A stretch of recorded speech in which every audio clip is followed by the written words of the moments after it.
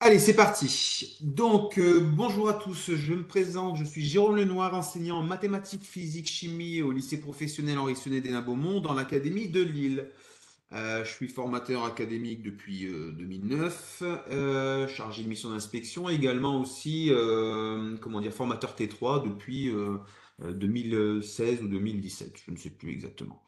Alors, l'objectif du dispositif de formation aujourd'hui, c'est de voir un petit peu comment on peut enseigner la physique-chimie en seconde pro à l'aide du matériel de l'écosystème Texas Instruments. Alors, vous allez voir qu'il va y avoir pas mal d'éléments sur lesquels on va revenir, notamment sur le matériel à utiliser. Alors, moi, je vais vous présenter en gros une petite prise en main de la carte microbit dans un premier temps, vous expliquer comment elle fonctionne avec l'unité nomade, la calculatrice.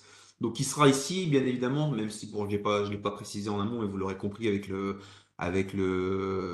comment dire, l'image que vous voyez sur le diaporama, hein, c'est la TI 83 Premium CE édition Python.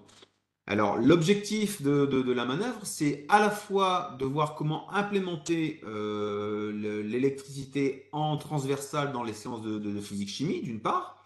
D'autre part, de voir un petit peu comment utiliser la machine et de l'exploiter à bon escient avec des petits montages assez simples et qui répondent en partie au programme en vigueur de la voie professionnelle pour la seconde. D'accord? Donc, notamment avec de la thermique et de l'optique. Donc, là, au départ, le principe de fonctionnement, ça va être dans un premier temps, de vous expliquer un petit peu le matériel, ce que c'est, pourquoi on l'utilise, comment on l'utilise, et surtout les connexions qui se font assez rapidement. Il suffit pas grand-chose pour pouvoir faire un TP qui tienne largement la route et qui réponde aux attentes institutionnelles. Alors, dans un deuxième temps, on va voir un petit peu comment connecter les capteurs. Bien évidemment, je vais essayer de faire le moins descendant possible, même si on n'est pas dans une formation classique dont vous pouvez avoir connaissance dans vos académies respectives. Mais là, l'idée, c'est quand même on a 1 heure, donc c'est vrai qu'en un temps très court, on va essayer de voir un maximum de choses, notamment sur les connexions des capteurs, pourquoi on a ces capteurs-là, comment fonctionne la carte de manière générale, et après avec une exploitation de ces différents capteurs avec des activités assez claires comment dire, qui répondent aux attentes, comme je disais tout à l'heure. Alors, en troisième partie, on verra justement un premier montage, alors qui n'a pas pour vocation justement à répondre directement au programme, mais c'est davantage, l'objectif est davantage de voir un petit peu comment créer la connectique par soi-même et d'expliquer un petit peu les différences qu'il y a entre l'analogique, le numérique, etc., etc., et voir un petit peu comment on va utiliser ça et de façon à ce que ça n'ait aucune comment dire, difficulté pour vous de le faire. Puisqu'en fait, en réalité, c'est vrai que on pourrait croire au départ que le fait de travailler avec une calculatrice en Python, ça peut être compliqué, mais il s'avère que là, l'application est tellement bien fichue que automatiquement, elle est construite d'une manière à ce que les élèves n'aient pas 36 millions de commandes à taper lettre par lettre, puisqu'elles sont enregistrées, mais ça, je vous montrerai tout à l'heure avec l'éditeur. Alors ensuite, en dernière partie, donc je vous montrerai deux exploitations, donc là derrière exemple il y a un S, on pourrait mettre, deux exploitations pédagogiques qui ont été réalisées avec les élèves de seconde pro, justement, et qui mettent en œuvre différents capteurs et différents modules du programme de physique chimie. Alors, en première partie, alors la découverte du matériel. Donc en plus de la calculatrice que vous voyez à l'écran, la TI-83 Premium CE édition Python, eh bien en fait en gros cette machine elle est au sein d'un écosystème complet sur lequel on va pouvoir connecter un certain nombre d'éléments. Alors le T-Innovator Rover, donc qui est un robot connecté directement avec la calculatrice et qui permet justement de mettre en mouvement un petit peu le robot en fonction des programmes Python que vous lui aurez affectés, que vous aurez écrit dans la calculatrice pour créer des figures, des polygones réguliers ou bien des différents projets, répondre à différents projets que vous auriez en charge. Le T-Innovator Hub, donc je vous montrerai quand même, même si l'objet de la présentation sera essentiellement sur la carte microbit, je vais vous présenter quand même le hub de façon à ce que vous puissiez voir un petit peu à quoi ça correspond et en quoi elle pourrait être exploitée aussi et comment on va utiliser cet outil. On a d'autres petites connectiques comme le TI RGBArray qui présente un certain nombre de LED que l'on peut sélectionner, commander indépendamment ou tout ensemble pour faire des projets comme un vumètre ou ce genre de choses, toujours programmable avec Python. Et puis il y en a d'autres, hein, des différents capteurs, différents éléments, mais l'objet vraiment d'aujourd'hui, c'est vraiment de travailler avec les différents capteurs qu'on va ajouter. Et enfin, l'objet de notre démarche d'aujourd'hui, c'est la carte BBC Microbit que je pense vous connaissez. Alors on verra au fur et à mesure de la présentation qu'il en existe deux sortes, hein, la version numéro 1, la V1, et la version numéro 2, V2, qui compte un petit peu comment dire, de choses complémentaires qu'on ne trouve pas sur la V1. Alors justement, cette carte microbit, qu'est-ce que c'est exactement? Alors au départ, historiquement parlant, c'est une carte qui a été inventée pour répondre aux besoins des jeunes en Angleterre, pour lesquels il a été demandé au niveau du cursus principal de commencer à faire du codage. Et donc là, la commande, cette carte microbit, elle a pour objectif d'être très accessible, programmable par bloc, et puis avec différents éléments qui la constituent. Alors qu'est-ce qu'on y trouve justement sur cette carte? Eh bien, on va y trouver un accéléromètre qui permet de travailler avec différents mouvements et voir un petit peu l'accélération sur les trois axes, hein. Une boussole magnétique 3D hein, qui permet là également aussi de travailler avec différents projets. Bon, peut-être nous qui ne nous concernent pas directement au regard des programmes, mais qui peuvent faire tout à fait l'objet d'une démarche dans une dynamique de projet, comme certains établissements. Enfin, nous à Lille, c'est comme ça que ça fonctionne. On a beaucoup de dynamiques sur la base de projets, et notamment dans le cadre de la réforme 2 pour la transformation de la voie professionnelle, où on peut faire des clubs, notamment, qui permettent justement de faire travailler les élèves sur le codage. C'est une partie parmi tant d'autres, hein, mais on peut exploiter ces différents éléments de la carte à travers ces projets, ces clubs codage, etc., etc. Alors, on a un capteur de température qui se trouve à l'arrière de la carte. Alors, j'ai un petit bémol avec le capteur de température, puisque comme il est proche de la ROM, en fait, c'est vrai que de temps en temps, les mesures peuvent être faussées. C'est pour ça qu'on a tendance à utiliser, comme on va le faire tout à l'heure, un capteur de température. Donc, il en existe plusieurs, mais notamment un étanche qui va faire l'objet d'une des activités que je vais vous proposer à la fin de la séance. On a également un capteur de luminosité, pardon. Et donc là-dessus, sur ce capteur, pareil, on va détecter le niveau d'intensité, le niveau lumineux, d'accord? Et après, on a également une connectique Bluetooth et un afficheur digital carré de 25 LED. Alors, comme vous le voyez ici au niveau de la carte, on voit en plein milieu de la carte qu'il y a une matrice de 5 par 5 LED. Et donc, on a la possibilité, alors, c'est pas un écran placement, on est bien d'accord, mais là, ici, vous pouvez faire passer des messages ou comment dire, faire des scrolls de messages, afficher des valeurs, des smileys, ce genre de choses, pour rendre un peu plus ludique cette action. Et ça, c'était vraiment dans le cahier des charges au départ de la microbit quand elle a été conçue. Et enfin, la carte contient trois boutons. Deux boutons que vous voyez sur le côté, de part et d'autre de la matrice LED, donc le A et le B. Et derrière, on a un bouton reset qui remet en état la carte. Alors, ça c'est pour la version 1. Maintenant, pour la version numéro 2, ben, vous voyez, elle a elle ressemble très fortement à la version numéro 1, si ce n'est qu'on a en plus ici une touche sensitive, on a un microphone directement intégré, et puis à l'arrière de la carte, on va trouver également un témoin d'alimentation et également un haut-parleur. D'accord? Alors, je ne sais pas si vous voyez en bas, sur l'image du bas, en bas à droite, on voit bien le V2, juste à côté de microbit. Donc ça indique, c'est comme ça qu'on reconnaît directement, en plus des petits éléments que je viens de citer, qu'on reconnaît, on fait la différence entre la version numéro 1 et la version numéro 2. Alors, sachant que au jour d'aujourd'hui, les V1 ne sont plus en vente, où c'est très très rare d'en trouver, dans les différentes comment dire, structures qui mettent à la vente ces cartes, on est directement sur la version numéro 2. Donc là, automatiquement, ça permet aussi d'avoir directement le micro, la touche sensitive et le haut-parleur, même si vous ne les exploitez pas. D'accord? Puisqu'en plus, il y a une différence en termes comment dire, caractéristiques techniques. Elle est plus puissante, cette carte, que l'autre. Alors, au niveau du fonctionnement avec la carte, il faut savoir que la carte microbit, elle est directement connectable avec la machine, donc la TI 83 Premium CE édition Python, Mais il faut prendre quelques petites précautions. Alors, quand vous téléchargez le système d'exploitation, alors vous allez voir que je vais switcher sur différents écrans au fur et à mesure de comment dire, de la présentation. Alors là, j'ai fait ici un petit, comment dire, une fenêtre avec le site internet de Texas Instruments, donc tieducation.com/fr. Et dessus, vous retrouvez, en plus des différents espaces enseignants, là, vous voyez, je ne sais pas si vous êtes déjà allé voir, on a différentes ressources qui sont disponibles. Et en fait, en bas, ici, vous avez Microbit, d'accord? Donc, on a la possibilité ici directement d'accéder aux différentes ressources. Alors, quand vous téléchargez les ressources Microbit, eh bien, on récupère un dossier, vous voyez, comme celui que vous voyez à l'écran, avec d'une part un dossier pour le télodrone, puisque la calculatrice permet aussi de connecter un drone et de le faire fonctionner via Python aussi.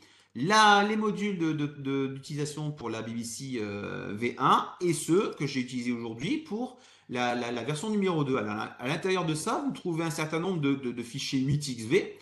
Alors, les 8xb, c'est tout simplement l'extension qu'on va utiliser pour transférer des fichiers directement sur la calculatrice. D'accord? Donc là, automatiquement, en fait, c'est des fichiers qui sont reconnus et qui permettent à la calculatrice de comprendre les informations qui y sont contenues. On trouve également deux kits de démarrage à chaque fois pour la fonction de microbit, à quoi servent les différentes instructions et comment les exploiter. Donc ça vous permet aussi, si vous êtes novice, si vous n'avez jamais utilisé, directement d'exploiter ces différents éléments à l'aide des fichiers et d'avoir une prise en main qui est très très rapide de ces fichiers. Alors autre chose aussi, c'est vrai que bon, mon adresse électronique, je vous la laisserai dans le chat tout à l'heure. Si vous avez des questions par la suite, n'hésitez pas à me recontacter pour de plus amples informations. S'il y a des choses que vous voulez tester et que vous n'arrivez pas à faire, n'hésitez pas à me recontacter. Alors, justement, une fois qu'on a fait ça, on va retourner directement sur comment dire, sur le TI Connect. Alors, je le cherche, voilà. Le TI Connect, c'est en fait un logiciel qui est téléchargeable gratuitement également sur le site de TI Éducation, qui permet de faire le lien entre les différentes, comment dire, entre les différents, la machine et l'ordinateur. Alors là, par exemple, regardez ce qui se passe. Je viens de connecter une machine pendant que je vous parle. Et donc là, on voit directement, vous voyez, elle apparaît ici. Alors, je vais décaler un petit peu. On voit ici qu'il y a une machine qui s'appelle, qui est en système d'exploitation OS 5.8, qui est connectée. Donc, vous voyez, pour prendre un fichier, c'est très très simple, hein. Vous voyez, je prends le fichier en question. Et puis, je vais prendre, par exemple, je ne sais pas, moi, celui-là, je ne l'ai pas mis. Je le prends, je le glisse directement sur la machine et on va voir directement apparaître. Alors attendez, je vais faire bien, je ne l'ai pas fait correctement. Voilà.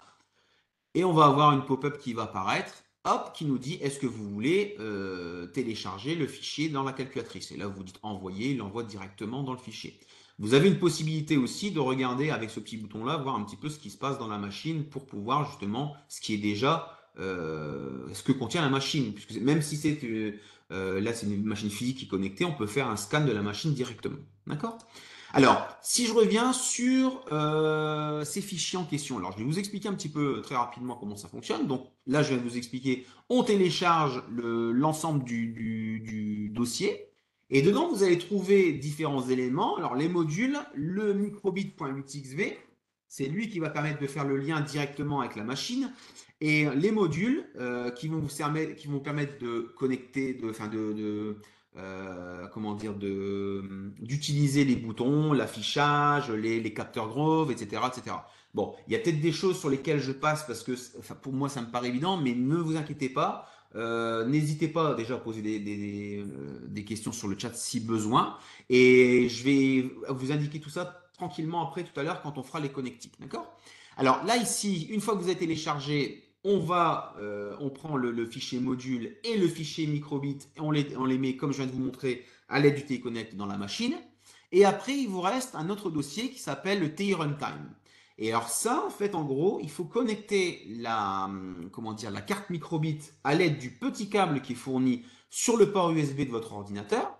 Et en fait, votre ordinateur va la reconnaître comme une clé USB, en fait. Et il vous suffira de prendre le TI Runtime et de le glisser-déposer sur la carte microbit en question.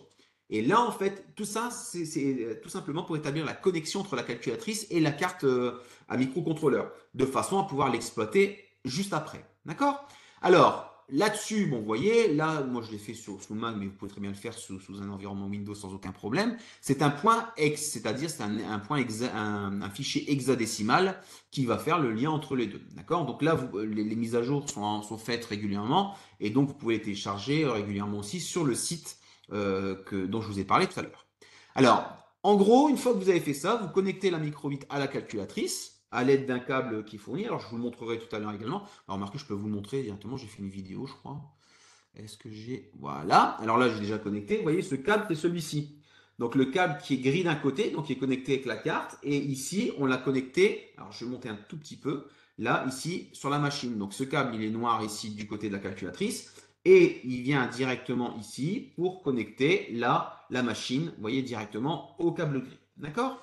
Mais on y reviendra un peu plus tard également sur cette partie-là. Alors, au niveau des éléments, des bibliothèques qui sont dédiées justement à la carte microbit. Alors, comme vous l'avez compris, alors on le fait glisser sans le décompresser, le point zip. Alors non, il faut d'abord décompresser et puis ensuite, quand on décompresse le fichier, on obtient le point X. C'est le point X hexadécimal qu'il faut. Non, mais pas de problème, il n'y a pas de souci, avec plaisir. Qu'il faut mettre directement sur la carte. D'accord? Alors là, je vais vous présenter avant toute chose alors, les bibliothèques qui sont, vous voyez, en haut à droite, avec la bibliothèque, avec la carte V1. Mais celles-là, elles sont aussi dans la V2. Il y a, juste que pour la version 2, il y a d'autres bibliothèques complémentaires qui vous permettent d'accéder notamment aux parleurs et puis aux micros. D'accord? Alors, il est évident que nous, on va travailler en micro-Python. Alors, le MicroPython est intégré directement à la machine. Alors, quand je dis la machine, c'est la calculatrice, bien évidemment. Et en fait, en gros, le fonctionnement de MicroPython, des différents capteurs et de la connectique avec la carte, eh bien, se fait toujours de la même manière. C'est-à-dire que vous avez toujours des imports de bibliothèques, comme vous avez pu le voir en mathématiques notamment. L'idée, c'est de garder une certaine transversalité entre les enseignements à la fois de maths et de physique, comme le proposent les préambules des programmes actuels. Dans les lignes directrices pour l'enseignement, on voit bien qu'il y a un encart pour la bivalence. Donc, il est très important de faire le lien entre les maths et la physique chimie. Et donc, ça peut se faire par le biais notamment de l'algorithmique et de la programmation. Vous allez le voir dans différents éléments. En fait, ce qui pose problème aux collègues généralement quand on est en formation, c'est la difficulté qu'ont les élèves à faire du Python. Si vous les habituez à faire du Python en mathématiques, alors sans faire des choses hyper complexes, on n'a pas besoin de faire un programme de 53 lignes, mais on peut leur mettre la main à la pâte.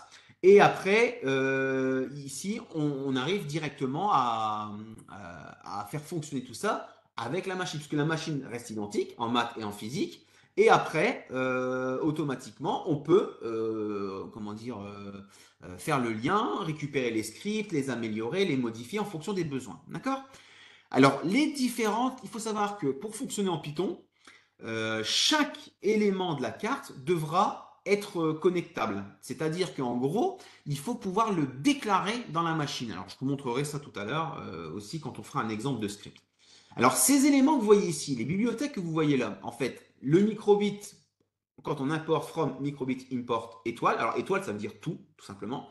Là, cette phrase, elle veut tout simplement dire, à partir de la bibliothèque qui s'appelle microbit, je vais importer l'ensemble des procédures, c'est-à-dire les méthodes, les fonctions, les variables et l'ensemble des éléments qui seront directement exploitables par la machine.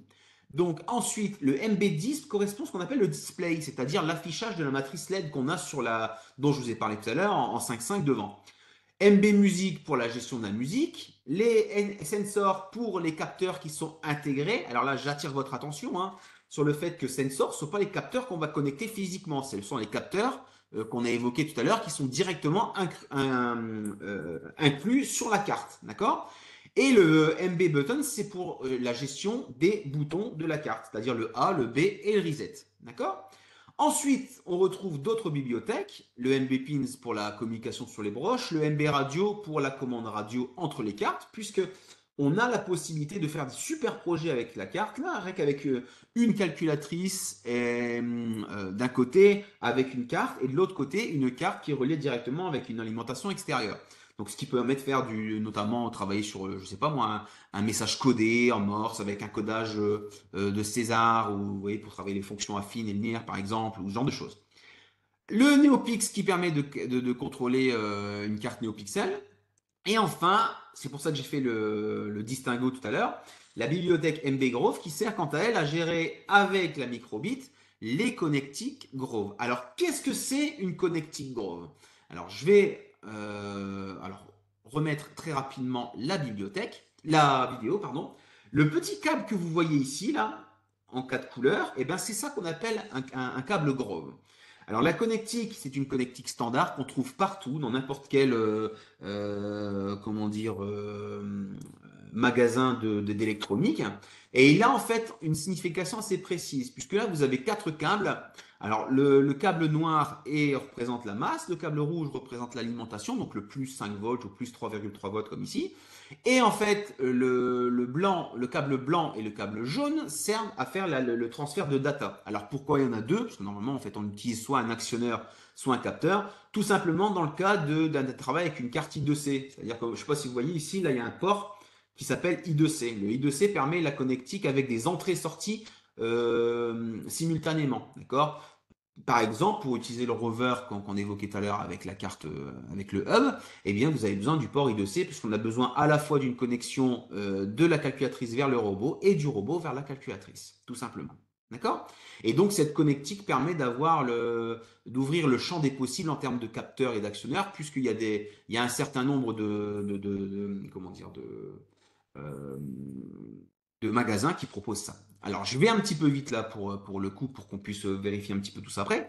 Le NB Audio sert à jouer des sons avec la carte V2 cette fois. Le log permet d'enregistrer des données qui sont collectées, par exemple un capteur de température ou ce genre de choses. Vous avez la possibilité de récupérer un fichier, un CSV avec des données qui sont collectées en vue d'être exploitées par la suite. Le micro, comme on l'évoquait tout à l'heure, et la création de notes, de musique pour pouvoir les exploiter avec le micro, avec le haut-parleur, pardon.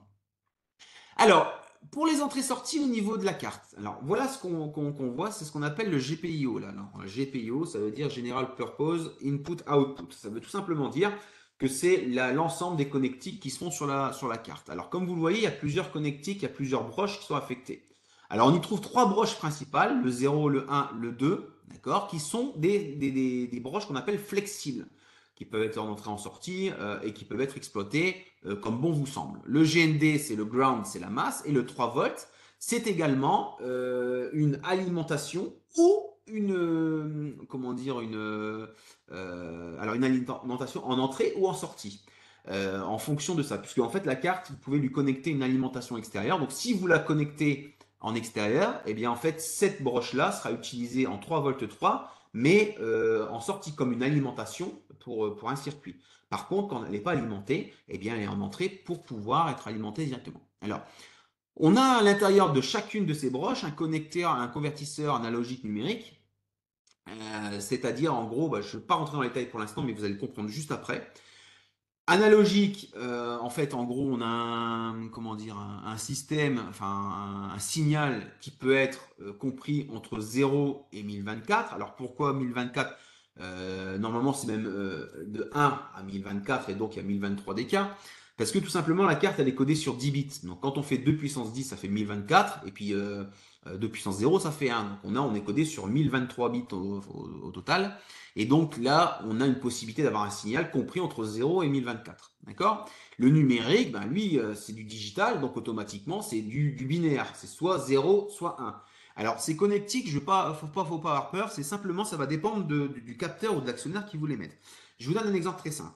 Si vous voulez utiliser un capteur de température ou un capteur, voilà, vous avez besoin au départ de l'analogique, puisqu'il vous faut absolument, enfin la plupart du temps, parce qu'il y a des capteurs de température qui sont numériques, hein, digitaux. On peut récupérer un signal entre 0,1023 ou 24, d'accord? Par contre, si vous voulez allumer une LED, ben là c'est du digital, c'est soit 0, soit 1, c'est terminé, d'accord? Alors, donc on va utiliser ça au fur et à mesure. Alors la broche 3 volts que j'ai évoquée tout à l'heure, entrée-sortie, ça on en a parlé. Et les 20 autres broches que vous voyez ici sur les étiquetées, là, les petites broches que vous avez entre chacune des 0, 1, 2, 3 volts et ground, eh bien en fait, sont des broches secondaires qui sont partagées avec l'ensemble des composants de la carte. Par exemple, la LED, les boutons, etc. etc. D'accord? Là, l'affichage de l'écran, et voilà. Donc là, il faut bien qu'on ait conscience que la carte est connectable dans cette partie-là, mais avec les différentes broches. Alors, on va faire un premier exemple de montage très simple. On va prendre la carte. Alors là, vous voyez à l'écran, j'ai placé une carte microbit directement dans ce qu'on appelle un shield. Alors, qu'est-ce que c'est le shield? C'est ni plus ni moins comment dire, qu'un support qui permet d'avoir des connectiques Grove comme vous le voyez en bas de l'écran. Là, en l'occurrence ici, sur la borne P0, j'ai branché une LED et sur la broche P1, j'ai branché un potentiomètre. Et ce qu'on va voir maintenant, c'est écrire en Python deux fonctions particulières. La première qui s'appelle potard qui va gérer l'intensité d'une LED, qui est branchée directement là-dessus, et la deuxième qui s'appelle potard LED qui gère la vitesse de clignotement de la LED en fonction de la position du potentiomètre. Alors, on va regarder très rapidement ce que je vous ai proposé ici. Je ne vais pas trop me décaler pour le micro. Hop, j'espère que vous m'entendez toujours. Alors là, j'ai pris la carte qui est ici. Vous voyez que j'ai connecté directement à la machine. Alors la machine ici, vous voyez, elle s'est allumée. Alors pour info, je ne sais plus qui est-ce qui me posait la question tout à l'heure. Quand on télécharge le point hexadécimal, le point hex sur la machine, alors je ne sais pas si on le voit bien avec l'écran, mais en fait, vous voyez sur la matrice LED, on voit le logo TI qui apparaît sur la matrice. Ça veut dire que vous avez bien télécharger le bon fichier hexadécimal et qu'il est prêt à être utilisé avec la machine. D'accord? Alors, j'ai pris deux shields. Donc, je vous ai préparé un shield avant avec justement d'un côté ici une LED et de l'autre côté le potentiomètre. D'accord? Et donc là-dessus, ce que je vais faire, on vient glisser directement la carte dans le shield, comme ceci, clac, et voilà, on a le dispositif qui est prêt à l'emploi. Alors, je le pose sur le côté pour l'instant. Et vous allez avoir ici la LED, d'accord, et le potentiomètre que je vais mettre ici. D'accord? Donc, voilà comment on fonctionne. Alors, pour accéder à la calculatrice, on va appuyer sur la touche Programme, puis de Python App. À l'intérieur de ça, vous allez dans ce qu'on appelle le gestionnaire des scripts. Alors, le gestionnaire des scripts, qu'est-ce que c'est? C'est ni plus ni moins qu'un cartable dans lequel vous allez trouver un certain nombre de documents. Donc là, en l'occurrence ici, vous voyez, j'ai 5 dossiers qui s'appellent BBC1, Evol, vous voyez ici, X1, LDR et Terme. D'accord? Donc ce sont les différents scripts que j'ai préintégrés à la machine avant la présentation de façon à ce que vous puissiez la voir directement. D'accord? Alors là, ici, dans mon cas de figure, on va faire une chose très très simple, c'est qu'on va regarder dans un premier temps le script. Alors, qu'est-ce qui va faire le script? Ici, on va demander une fonction qui s'appelle potard et une fonction qui s'appelle potardlen. Alors, je peux, si ça vous intéresse, vous m'envoyez un petit mail à l'adresse électronique que je vous laisserai tout à l'heure et je vous transmettrai directement les fichiers standards que je vous présente aujourd'hui, de façon à ce que vous les implantiez directement dans votre calculatrice si ça vous intéresse. Alors ici, je vous explique ce qu'on fait. On va faire, alors dans le programme de maths, notamment sur l'algorithmique et la programmation, on parle de différents éléments, les variables, les fonctions, etc., etc., mais on parle aussi des boucles. Alors il y a des boucles bornées et des boucles non bornées. Et là, en fait, quand vous écrivez while 1, ça veut dire tant que 1, en gros, et ça veut dire tout simplement qu'on va faire une boucle infinie. Alors, qu'est-ce qu'on y voit ici? Là, ça veut dire quoi? Sur la broche numéro 1, je vais ici write, je vais écrire en analogique, d'accord, la valeur qui est lue, ici en analogique, sur la broche 0. D'accord? Donc je vous rappelle que sur la broche 0, on a le potentiomètre, et sur la broche 1, on a, alors je vous le remonte à l'écran, hein, vous voyez ici, on a sur la broche 0 le potentiomètre, et ici, on a la LED. D'accord? Et donc, en gros, en fonction, le potentiomètre, lui, comme je vous ai expliqué tout à l'heure, si vous le mettez en position basse, il va être à 0. Si vous allez le mettre en position haute, il va être à 1023. D'accord? Donc, ici, on va pouvoir aller de 0 à 1023. Et en fait, c'est ce qui va permettre à la LED d'avoir une intensité lumineuse, d'accord, plus ou moins élevée en fonction comment dire, du niveau du potentiomètre. Donc là, on renvoie sur la broche 1 la valeur analogique qui est lue sur le potentiomètre. Et quand je regarde maintenant pour la potarlette, puisque là l'objectif c'était de faire quoi? C'était de faire le clignotement en fonction du potentiomètre. Donc là pareil, hein, mais on va créer une variable qui s'appelle level ici. Et en fait, là, elle correspond ni plus ni moins qu'à, si vous l'avez compris par rapport à tout à l'heure, à la valeur qui est lue en analogique sur la broche 0. D'accord? Qu'est-ce qu'on en fait de cette variable level? Donc là, la variable level, c'est un stockage, hein, ni plus ni moins. Après, on va faire quoi? Alors, je vais aller au fur et à mesure pour vous expliquer.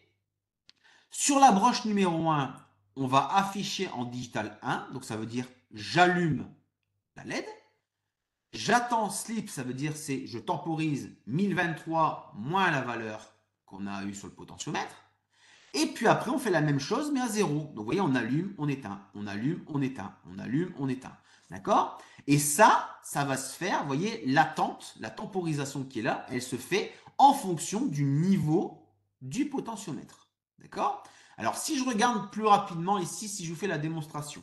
Alors, je vais prendre ici, alors ça doit être celui-là.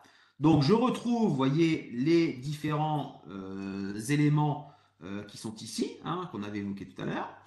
Là, en fait, sur la calculatrice, alors je ne sais pas si vous arrivez à bien voir, là, vous avez plusieurs touches, FNS, des symboles, les outils, exécuter et script. Chacune de ces touches, en fait, elle va être accessible avec les touches qui se trouvent ici. D'accord? Et donc là, par exemple, je vais exécuter le script en appuyant là.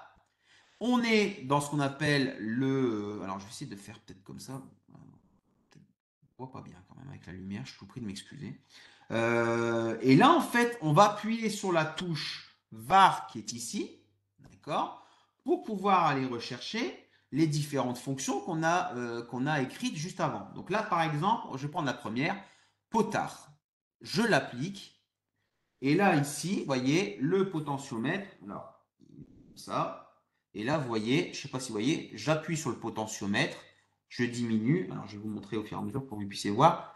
Là, ici, je monte le potentiomètre et on voit la LED qui s'affiche de plus en plus fort.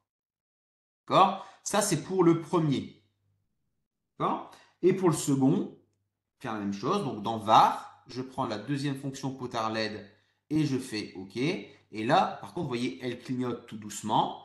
Et plus je vais augmenter ici le potentiomètre, plus je vais tourner le potentiomètre, et plus là, vous voyez, le clignotement va se faire rapidement. D'accord? Jusqu'à la fin. D'accord? Voilà. Alors, là, l'objectif à travers ce petit exemple simple, c'est pas de vous montrer des grosses fonctions, puisque l'objectif, c'est quand même de faire de la physique-chimie, hein, on est bien d'accord. Mais là, c'était de vous montrer un petit peu la correspondance qu'il peut y avoir entre les différentes broches de la carte. Donc là, en l'occurrence ici, les broches analogiques et les digitales, pour bien que vous compreniez que quand c'est en digital, c'est soit 0, soit 1. C'est un état haut ou un état bas. Quand c'est en analogique, on peut faire varier de 0 à 1024. D'accord? Et donc là, automatiquement, on va pouvoir directement récupérer les valeurs. OK? Alors, maintenant que ce premier exemple est fait, alors ne vous inquiétez pas, dans une des situations, je vais vous expliquer vraiment pas à pas comment créer le script avec la calculatrice, de toute façon, ce que vous compreniez bien le principe de fonctionnement. D'accord?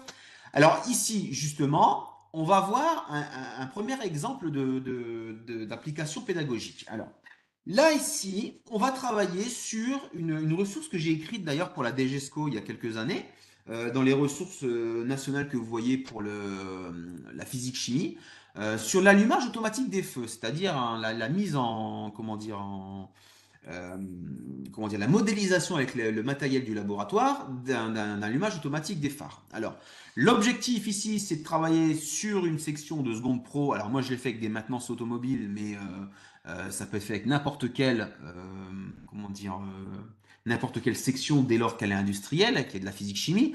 Mais celle-là, moi, cette séance-là, je la fais en co-intervention.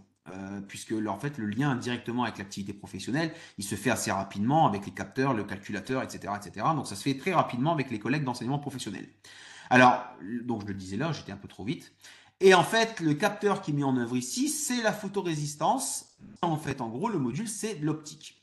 Alors, on va voir tout à l'heure, je vous présenterai l'activité en termes de, pardon, en termes de contenu. Mais là, pour l'instant, on va se baser sur la partie vraiment technique qui nous intéresse ici, c'est-à-dire le montage d'une part, l'algorithme d'autre part, la fonction Python et également la mise en œuvre avec la calculatrice. Donc moi, je vais essayer de faire le package complet pour cette activité. Et puis la suivante, je vous la présenterai un petit peu plus rapidement si ça vous convient. Alors là, dans un premier temps, on va regarder le montage. Alors comment fonctionne le montage? Simplement, on va le voir dans un second temps. C'est vrai que j'avais oublié de vous présenter ça. Je vous explique d'abord la séquence pédagogique, comment elle a été instaurée. C'est vrai que je n'ai pas pensé à ça. On va avoir dans le fichier une étude préliminaire, donc qui concerne une appropriation du contexte. Dans un second temps, ici, je vais avoir les conditions de déclenchement du système, c'est-à-dire on va étudier les grandeurs physiques qui sont mises en œuvre et qui répondent justement aux attentes institutionnelles. Et dans un troisième temps, on va faire la modélisation avec les capteurs et la mise en expérimentation. Alors du point de vue chronologique, ben, c'est très simple.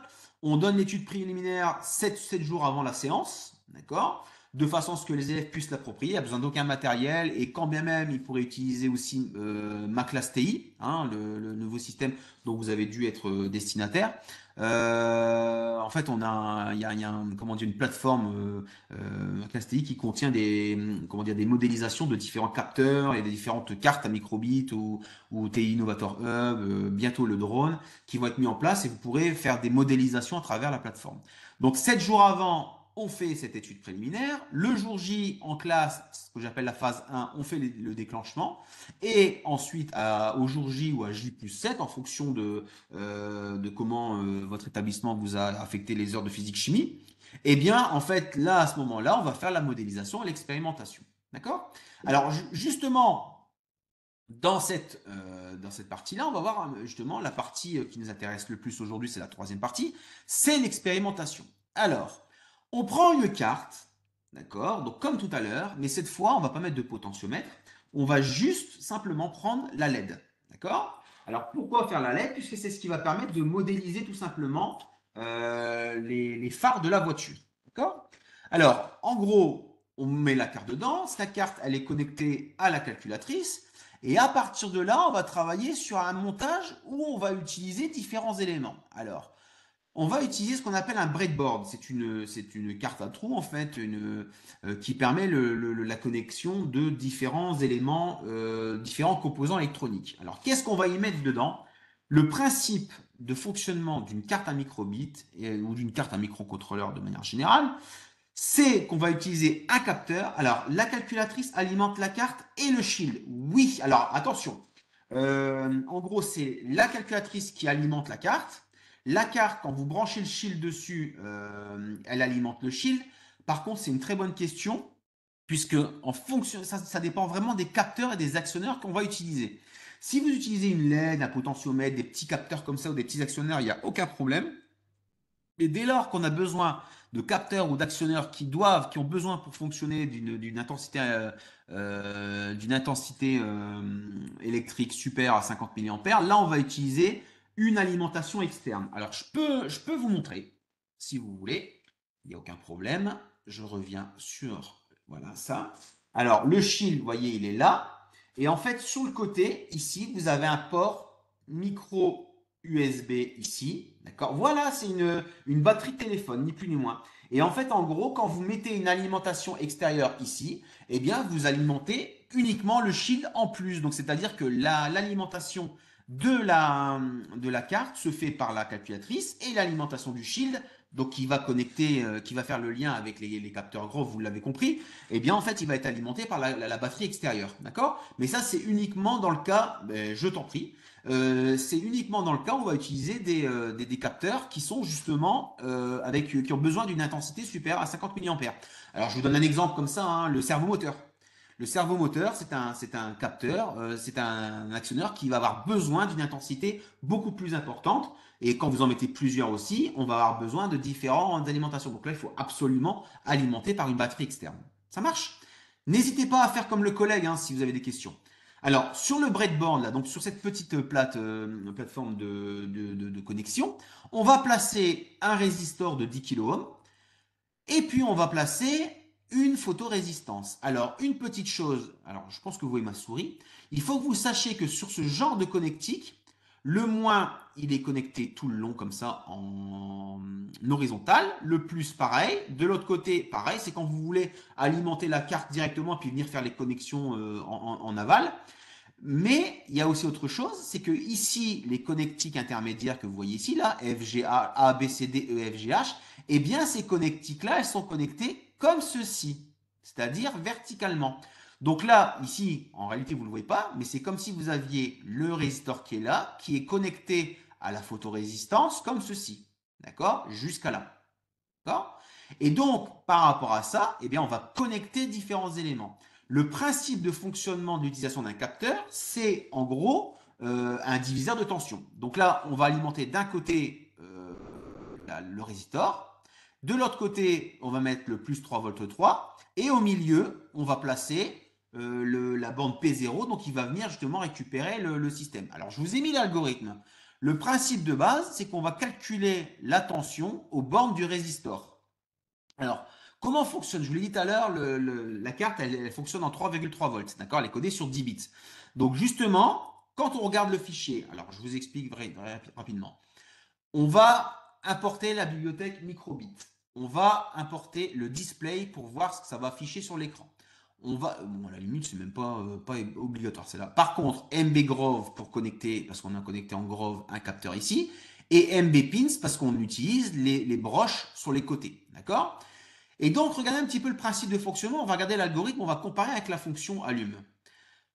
Hop, je refais, pardon, excusez-moi. Alors, alors je vous dis, on définit une fonction qui s'appelle allume et qui va prendre comme argument la tension US. La tension US est une tension de seuil. Donc là, en l'occurrence, vous l'avez compris, c'est la tension qui va permettre de déterminer si on allume ou si on éteint le système. D'accord? Donc, tant qu'on n'appuie pas, je vous explique, hein, while not escape, ça veut dire tant qu'on n'appuie pas sur la touche annule de la calculatrice. Qu'est-ce qu'on fait? On prend une variable U et elle est alimentée en 3 volts 3. Je multiplie par la valeur qui est lue en analogique sur P0. Vous voyez ici la broche jaune, donc c'est-à-dire celle qui se trouve aux bornes du résisteur, hein, puisqu'on est entre le jaune et le noir, d'accord? Et on divise par 1023. Pourquoi par 1023? Je vous l'ai expliqué tout à l'heure, parce que 1023, ça correspond à l'ensemble, à 100% de la tension, c'est-à-dire 3,3 volts. Donc là, vous avez vu, on fait un produit en croix. Et après, on teste. Si si la variable U est inférieure à la tension de seuil, alors on met la broche numéro 1, c'est-à-dire la LED, au niveau haut, c'est-à-dire on allume la LED. Sinon, on l'éteint. D'accord? Alors, qu'est-ce que ça donne concrètement? Oups, pardon, excusez-moi, je suis allé un peu trop vite. Voilà. Qu'est-ce que ça donne concrètement sur l'écran? Alors, je vous montre rapidement. Je prends la carte, je la glisse dans le shield. Ici, sur le côté, vous voyez, j'ai pris mon petit montage. Alors, regardez bien. Je branche la broche rouge directement ici sur le 3 volts 3 de la carte. Excusez-moi. La masse, je la connecte directement sur la masse de la carte.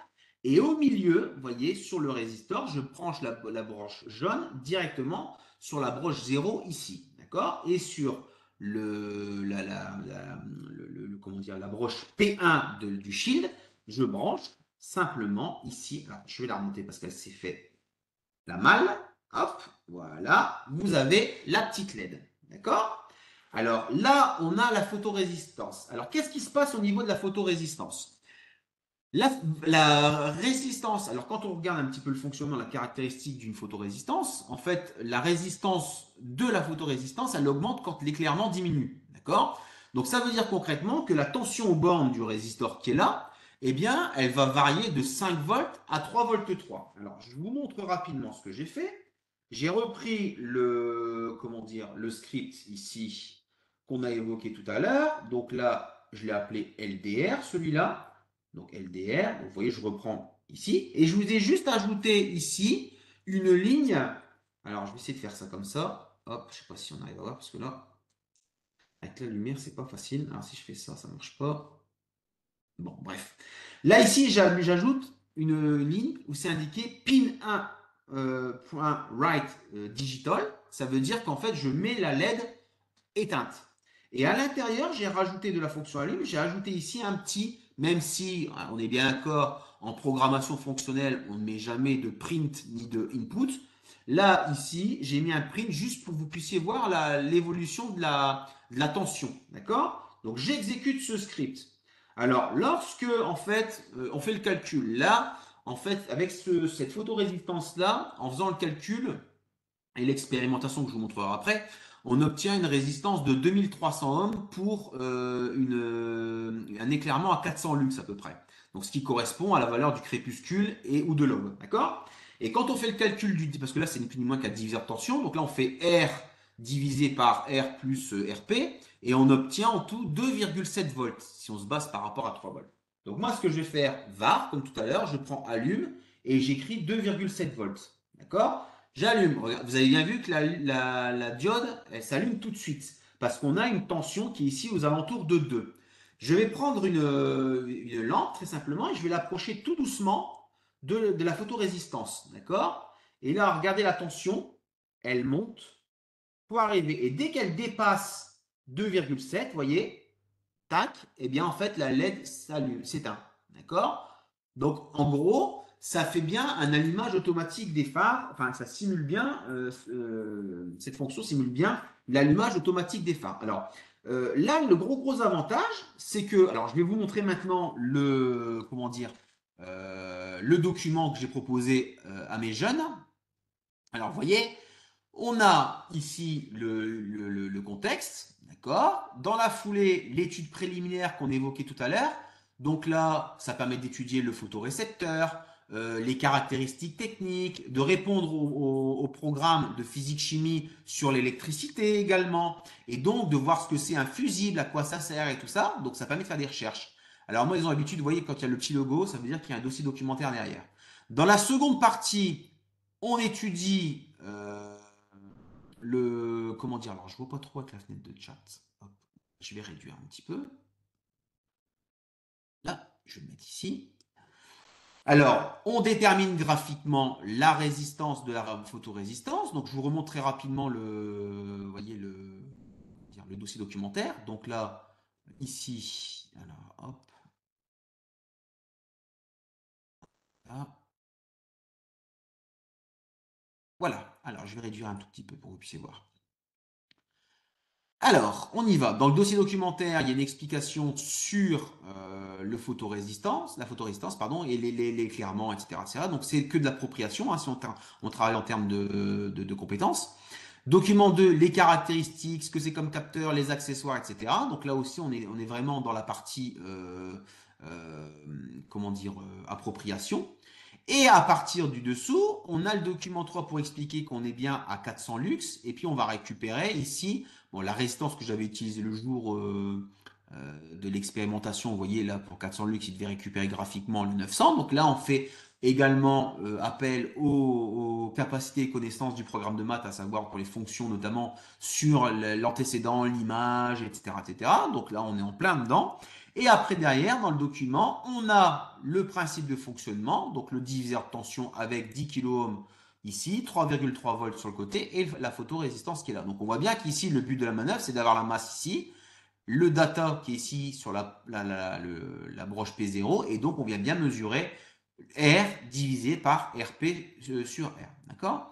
On fournit le laboratoire, le matériel de laboratoire, et en fait, à partir de là, ils doivent créer un protocole expérimental qui permette de modéliser. Alors, c'est justement l'objet. Alors, vous voyez ici, dans cette seconde partie, on donne le diviseur de tension parce que je pense qu'ils sont pas. Enfin, moi, les élèves, à ce moment-là, ils n'étaient pas capables de savoir comment calculer ça.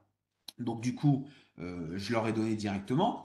Ça leur permet de travailler sur cette notion de loi d'émail, donc qui est en référence directement dans le programme de physique-chimie et qu'on doit faire en transversal hein, maintenant, depuis quelques années. Et à l'aide de la consigne, on calcule l'UR, donc c'est-à-dire, comme je l'ai évoqué tout à l'heure, la tension aux bornes du résistor dans le cas du seuil. C'est-à-dire, moi j'avais trouvé là ici dans mon cas de figure 2,7 volts. Bon, voilà, ça va dépendre de votre photorésistance et des caractéristiques qui sont fournies avec elle. D'accord? Ça, vous adaptez au fur et à mesure de toute façon. Et la troisième partie, on va expérimenter. Donc, on réalise le montage, d'accord, sans connecter la calculatrice à la carte. Et puis, on va travailler sur la fonction Python.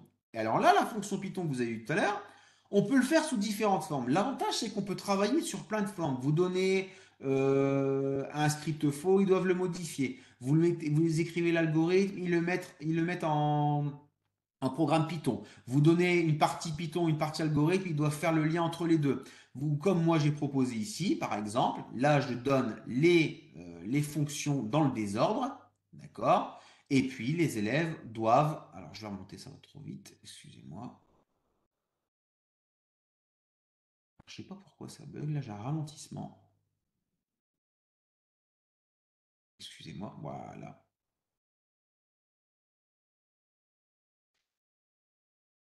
Voilà, pardon. Et donc là, on a les différents éléments, ils doivent les mettre dans l'ordre. Donc en maths, ils ont vu que les bibliothèques, on les mettait dès lors qu'on allumait qu'on était dans le script. Donc c'est-à-dire ici, les from, on les met directement comme ça. Et puis après, on met dans l'ordre en fonction de ce qu'on a besoin. Parce que là, l'objectif, c'est qu'ils comprennent bien le principe de fonctionnement. C'est-à-dire que, alors là, bien évidemment, ils savent très bien qu'on démarre par un def, on finit normalement si on finit par un return ou pas, d'accord. Et là, on leur explique, on est là pour leur expliquer, bien évidemment, à quoi servent la broche numéro 1, etc. Et ce qu'on y fait, bien évidemment, on ne les laisse pas dans la mouise tout seul comme ça. Mais là, l'objectif, c'est qu'ils comprennent bien la structuration de la boucle non bornée, donc le while, not escape, et également aussi l'instruction conditionnelle. Donc tout ça, c'est au programme de seconde pro, de première et de terminale aussi, en termes de capacité et connaissances sur le module algorithmique et programmation. D'accord? Et après, en fait, ils ont une grille d'évaluation avec des attendus. C'est-à-dire que là, en fait, on leur explique, en fonction des compétences, vous voyez, les questions, ce qu'on attendait d'eux. Et au moins, en fait, ils font une auto-évaluation derrière, et puis on discute du barème ensuite pour pouvoir discuter de ce qui leur manquait pour atteindre les objectifs qui étaient mis en avant. Et à la fin, ben, on se donne une note complète. Alors là, le truc, il est parti. Bon, là, normalement, il y a une note qui vient directement. Ou pas, en fonction de comment vous évaluez. Ce n'est pas une obligation. Alors, si je reviens maintenant sur ce script-là. Alors, très rapidement. Là, ici, on va faire un truc très simple. Parce qu'il me reste 5. Bon, moi, je démarre à 7h05, donc il me reste une petite dizaine de minutes pour vous montrer tout ça. Là, ici, en fait, en gros, on va aller d'abord dans Programme, puis 2. D'accord? Alors, comment on va faire ça? En fait, la touche Programme va vous permettre d'accéder directement comment dire, au gestionnaire de script qu'on a sous Python. D'accord? Alors, Programme, puis 2. D'accord? Là, on n'a aucun script. Donc, on va appuyer, je vous ai expliqué tout à l'heure, vous vous souvenez, les touches exec, edit, nouveau, shell, etc. Ce sont les touches qu'on a ici, là, les F de X, fenêtre, zoom, trace et graphe. D'accord? Excusez-moi. Alors là, du coup, quand je veux aller sur nouveau, ben, j'appuie sur la touche zoom. D'accord? Donc, zoom, ici, hop, zoom. Et donc là, vous avez vu le clavier, il est mis directement en alphabétique majuscule, on le voit ici. D'accord? Donc là, je fais A, B, C, par exemple, là, on s'en fiche du nom. Et alors là, en fait, en gros, vous avez plusieurs menus, mais le principal, c'est celui qui est sur FNS, là, voilà, ici, FNS, pardon, j'ai fait un petit bug. C'est-à-dire la touche F2X. Et là, on trouve l'ensemble des principales fonctionnalités qui sont déjà préétablies. Vous voyez le def, le return. À côté, on a les instructions conditionnelles, ce qu'on appelle les contrôles, les boucles bornées, donc ils veulent faire une répétition d'une séquence pendant un certain temps, ou avec un certain nombre d'itérations, et puis après en dessous on a la boucle non bornée, le while, d'accord? Les opérateurs, égal pour affecter, 2 égale pour comparer, imaginons que vous écriviez x égale 2, et bien vous allez dire, en fait vous dites là, vous affectez la valeur 2 à x. Par contre, si vous écrivez x égale 2, et bien là, dans ce cas de figure-là, on va comparer la valeur de x à 2. D'accord? Les listes, les types, etc. et les modules. Alors, dans les modules, là, je ne l'ai pas parce que c'est mon émulateur, mais sur la calculatrice, quand vous la mettez à jour, il y a ici un petit logo qui apparaît. pour pouvoir avoir le microbit, d'accord? Alors, moi, je ne l'ai pas, donc je vais le faire rapidement. Pardon. Alors, ici, je vais aller dans le catalogue, donc seconde 0. Je vais appuyer sur G.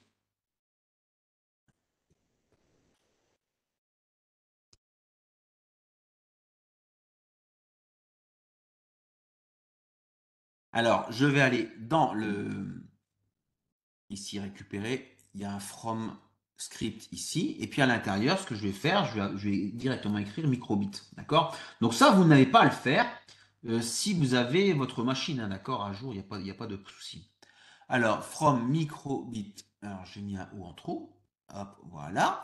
Et regardez ici, quand je me mets sur le côté et que j'appuie sur la touche mat, alors je déverrouille, hein, mat, eh bien, on voit apparaître un module qui s'appelle microbit. D'accord? Et là, il contient l'ensemble des éléments que vous allez devoir afficher. D'accord? Donc les boutons, etc. etc. D'accord?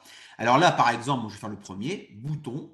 D'accord? Est-ce qu'on en a besoin? Alors là, j'ai oublié de mettre, pardon, excusez-moi, d'aller à la ligne. C'est pas grave, je mets devant le from. Voilà, comme ça. Et puis on fait la même chose. Alors quand j'appuie sur les boutons, je rappuie à nouveau sur Mat et vous voyez apparaître une nouvelle bibliothèque bouton. Et donc là-dessus, on va retrouver, quand on appuie dessus, les différents éléments bouton A, bouton B, logo. D'accord? Donc c'est ce que je vous expliquais tout à l'heure. Et donc là, on fait la même chose directement avec les autres. Alors voilà pour vous expliquer comment ça fonctionne. Mat, 8 pour microbit. Et là, imaginons que je vais ajouter les capteurs Grove, ben, j'appuie sur 9. Et là, on voit apparaître les Groves. Pareil, je reviens sur Mat et on voit les capteurs, les broches d'entrée, etc., etc. D'accord? Donc tous ces éléments-là, alors vous voyez, quand je vais dans le capteur Grove par exemple, vous voyez, on voit directement lire la température, lire l'intensité lumineuse, etc., etc. La pression, Ranger, c'est le télémètre par exemple. Donc on a déjà des choses qui sont déjà préétablies. Il n'y a plus qu'à aller appuyer sur les touches en regard de ça. Et puis il n'y a pas de problème, vous avez directement les instructions sans les taper une à une. Donc ça, les élèves au début, ils savent pas trop où aller chercher, mais si vous utilisez régulièrement la machine, en fait, ils s'y retrouvent très rapidement, sans aucun problème. Et donc là, regardez par exemple, si je veux faire la première fonction, la fameuse allume, là, ici, f de x, j'appuie sur 1, on a le def, le curseur se met au bon endroit, je verrouille le clavier en faisant seconde alpha, et là, vous voyez, j'appuie sur A, L, L, U et M. D'accord? Et donc là, ainsi de suite comme ça. Si vous voulez rechercher une instruction particulière, ensuite, eh bien, on utilise les menus. Donc là, en l'occurrence, ici, FNS, à droite, donc vous voyez ici, par exemple, on avait dit le while. Donc là, on a while. Et si vous voulez le while not escape, eh ben c'est pareil, c'est une demande qui est faite directement. Alors, je vous remontre aussi. Mat. On va aller dans microbit. Et puis là, ici, vous avez des commandes et vous retrouvez ici le while not escape. Donc, vous voyez, toutes les commandes, elles sont préétablies. Le tout, c'est que les élèves comprennent bien, sachent où aller. Mais là, attention, j'attire vraiment votre attention sur le fait que l'objectif, c'est pas de leur faire, les faire faire des programmations complètes en Python, hein. Vous pouvez leur transmettre directement sur la calculatrice une portion de script qui complète ou juste des scripts avec des éléments manquants qui remplissent, etc., etc. Pour aller plus vite, il n'y a aucun problème. Et en plus de ça, vous pouvez les aider s'ils n'arrivent pas à se diriger dans les menus. Voilà, d'accord? Alors, bon, bien évidemment, excusez-moi. Là, ici, bien évidemment, il faut s'entraîner, il faut pouvoir le faire tranquillement. Mais en fait, en gros, le menu est tellement bien fait que quand on appuie sur FNS, ici, vous retrouvez directement les éléments en appuyant sur les touches. Donc, on voit directement ce dont vous avez besoin en termes d'instructions. Par exemple, imaginons que je vais faire un if-else. Si j'appuie dessus, ben, vous voyez, toutes les indentations sont faites directement. Donc là, on met la condition. Ce qui se passe quand la condition est OK. Et sinon, ce qui se passe quand c'est pas OK. D'accord? Donc voilà en gros le principe de fonctionnement de l'application qui est assez simple d'accès et vous trouverez sur le site internet de TI d'ailleurs un nombre incalculable de ressources dans l'espace enseignant qui vous permettront de vous habituer à notamment les 10 minutes de code là, qui vous permettront d'appréhender ça avec la calculatrice très facilement. Si vous souhaitez des formations dans vos établissements, elles sont gratuites, il suffit de demander à Monsieur Coelho directement. Vous avez son, il va vous envoyer un mail avec le résumé et puis je vais les éléments que je vais lui transmettre pour que vous puissiez en disposer. Et donc là, par rapport à ça, eh bien en fait, en gros, si vous avez besoin d'une formation sur site pour voir plus en détail les produits et les choses qu'on a vues aujourd'hui, ben, il ne faut pas hésiter, il n'y a pas de problème, on se déplace directement. D'accord? Alors, je veux quand même terminer pour vous expliquer rapidement. Si on fait cette activité comme je vous l'ai proposé avec le Python, non seulement vous allez travailler les capacités et connaissances de mathématiques, mais en plus ici au niveau de l'optique, on aura vu mettre en œuvre un photodétecteur, connaître les grandeurs caractéristiques d'un rayon lumineux, donc le flux, l'intensité, etc. Savoir que les variations d'un rayonnement lumineux dépendent, influencent le signal électrique. Donc ça permet aussi de faire le lien du capteur. C'est-à-dire que quand on regarde les capacités et connaissances du module électricité, ben là, on peut lire et représenter un schéma électrique, réaliser le montage, identifier les grandeurs, les unités, les symboles, etc. Mesurer la tension aux bandes d'un dipôle et utiliser la loi des nœuds, la loi des mailles. Tout ça en une seule activité. Donc c'est-à-dire que concrètement, on peut voir avec une seule activité comment dire, la moitié du programme d'électricité de seconde. Donc c'est quand même sympa. Alors, si maintenant, là aussi, ah oui, l'identification des grandeurs d'entrée et de sortie. En entrée, on va avoir comment dire, la grandeur physique. Donc là, en l'occurrence, ici, c'était l'éclairement, hein, l'intensité lumineuse. Et comment dire, enfin l'éclairement plutôt. Et donc, en sortie, on a une tension. Donc, en fait, le capteur va, ou comment dire, le capteur ou l'actionneur, etc., va faire une transformation directement avec ça. Donc, c'est ce qui est demandé directement dans le programme. Alors, deuxième prolongement qui est possible, c'est-à-dire de créer la caractéristique directement du photorésistant, de la photorésistance, tout simplement en faisant quoi?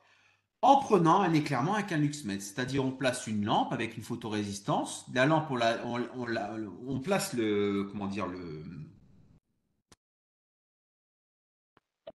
on place le luxmètre à côté de la photorésistance et on récupère les valeurs en fonction de l'éclairement qu'on apporte à la photorésistance. Du coup, ce qui permet d'avoir aussi la résistance avec un ohmmètre directement. Donc on peut faire la caractéristique directement. Et avec la calculatrice, eh bien, on crée une liste L1 avec l'éclairement, la liste L2 avec les résistances qu'on a correspondantes, et puis on fait une modélisation, donc comme on l'a ici, qui vous permet de récupérer la caractéristique qui est demandée du photocomposant. D'accord? Dernière piste, bon là je vais aller très vite pour vous expliquer, puis, parce que je ne voudrais pas abuser. Et donc là en fait, en thermique, pareil, alors je vous montre très rapidement le principe de fonctionnement. On va utiliser cette fois le breadboard toujours, mais on va utiliser le T-Innovator Hub, donc qui est un boîtier qui permet aussi d'avoir des entrées-sorties sur les côtés, donc de capteurs Grove directement. Et sur le côté, vous avez des ports, comme vous voyez là, BB. Alors si vous voulez, je peux vous montrer. Hop, je le débranche. Je mets. Voyez, c'est ça. Le T-Innovator Hub, il est là. Donc, d'un côté, vous avez des capteurs, entrées et sorties pour les capteurs. De l'autre côté, les entrées pour enfin, les entrées pour les actionneurs, les sorties pour les entrées de capteurs et sorties actionneurs. Et sur le côté, vous avez une platine de connexion. Alors, un petit peu, je vous montre. Vous voyez, on a différentes connectiques. Voilà, qui vous permettent de connecter directement, comme tout à l'heure, sur le breadboard. D'accord? Avec aussi une alimentation externe possible. Et de l'autre côté, un capteur de luminosité, un haut-parleur en dessous et différentes LED RVB pour travailler l'optique également et une diode classique qui fait allumer et éteindre. D'accord? Donc là, en fait, avec ces connectiques-là, vous avez la possibilité directement de connecter vous voyez le genre de boîtier, comme je vais vous montrer ici. Donc le breadboard avec le capteur de température directement. Et on met une petite résistance de pull-up là entre le cap de données et l'alimentation. Pour en fait, voilà, c'est un peu compliqué, hein. C'est pour garder l'état haut sur le capteur qui peut fonctionner avec plusieurs capteurs de température en même temps avec le même bus. En fait, c'est un bus de données et on peut connecter directement plusieurs capteurs de température avec le même bus en fait. Alors là, si je regarde directement ça, donc je branche le capteur ici. Alors le hub, je le branche ici sur différentes broches du breadboard. Alors là, c'est une méthode, il y en a plein d'autres, hein, d'accord. Et derrière ça, on connecte le capteur donc qui est fourni avec un ground, un VCC et un data. Et en fait, en gros, on connecte les deux ensemble. Je vous rappelle que les connectiques ici, elles se font dans ce sens-là, hein, d'accord. Donc là, elles sont connectées, elles sont connectées, elles sont connectées. Et l'avantage ici, c'est qu'on va mettre cette fameuse résistance ici entre les données et l'alimentation pour pouvoir, alors elle fait 4,7 kg hein, cette résistance.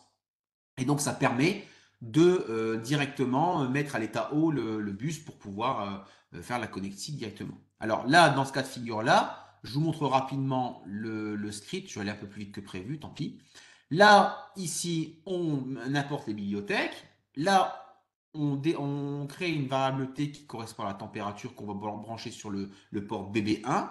Je crée une fonction qui s'appelle glaçon de T, donc qui va mesurer, qui va afficher l'évolution de la température dans le glaçon en fonction du temps. D'accord. Alors là, vous voyez, dans la fonction de glaçon, on fait appel à la fonction graph T. Vous voyez, la graph T, quand vous voyez du PLT, c'est ce qu'on appelle du plot. Du plot, c'est quoi? C'est de l'affichage graphique.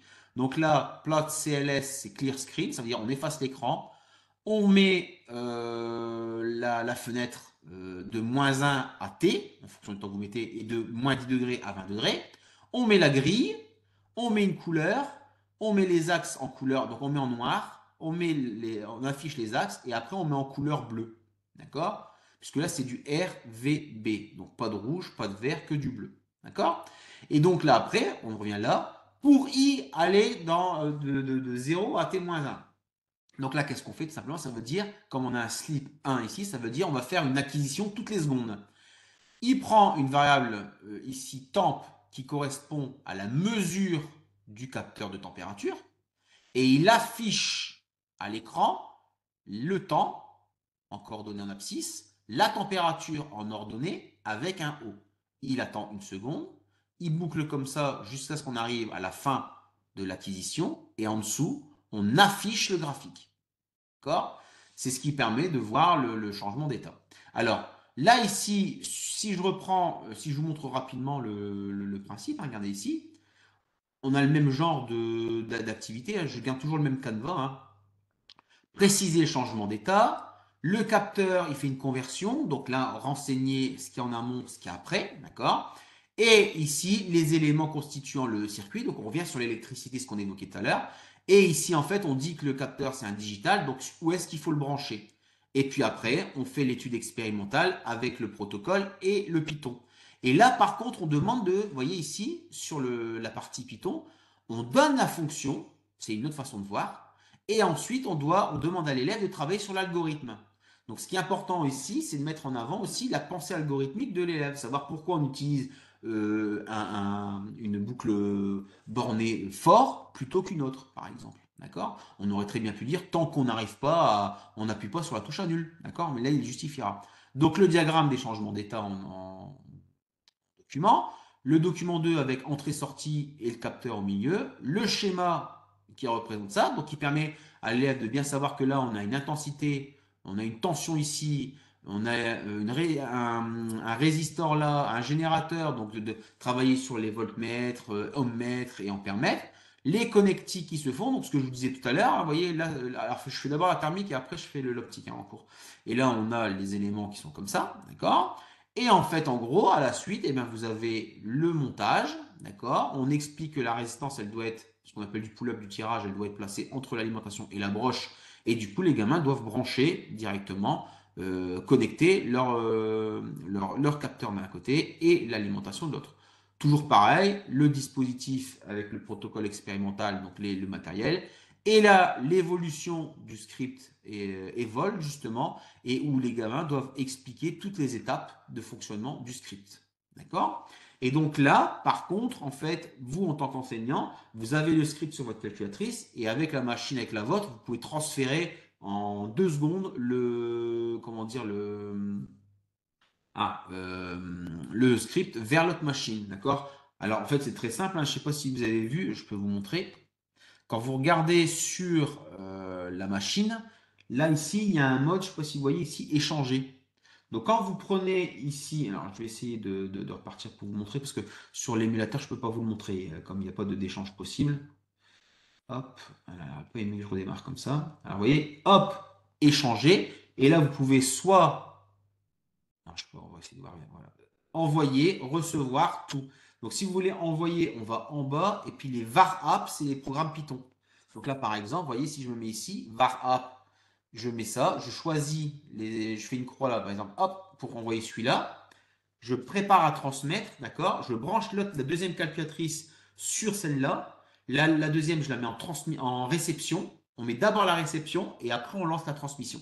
Donc là, vous pouvez le faire sans problème, hein. Même avec un hub, il n'y a pas de problème. Vous pouvez transférer à plusieurs machines en même temps. Ça marche très très très bien. D'accord? Voilà, bah écoutez, j'ai abusé un petit peu de votre patience là, donc il est déjà 19h13. Alors, bon là pareil, très rapidement, je vous transmettrai le diapo si vous le souhaitez. Hein. Bon, j'espère que vous avez pu voir quelques éléments de connexion d'une part de la machine avec la carte et avec les capteurs d'autre part. Je reste à votre disposition en cas de besoin, donc je vous précise ici mon adresse électronique dans le chat, d'accord, à tout le monde.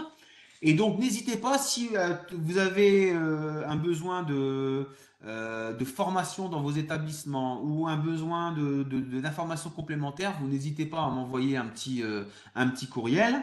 Si vous avez besoin de prêt de matériel ou qu'un délégué pédagogique vienne voir dans vos établissements pour vous expliquer un petit peu l'ensemble du matériel et vous expliquer ce qu'on peut faire avec les formations gratuites et les documents, les livrets, etc. gratuitement, n'hésitez pas à contacter votre délégué pédagogique ou directement Monsieur Coelho qui vous transmettra les informations avec plaisir. Mais écoutez, il ne me reste plus qu'à vous souhaiter une très très bonne soirée. N'hésitez pas si vous avez besoin. Et puis je vous dis, je reste à votre disposition. Et puis besoin de formation, il n'y a pas de problème, on peut le faire. Ce sera peut-être pas moi qui la fera en fonction de votre académie, mais les collègues le feront avec un grand plaisir. Je vous souhaite à tous bon courage pour votre semaine et puis je vous dis à très bientôt.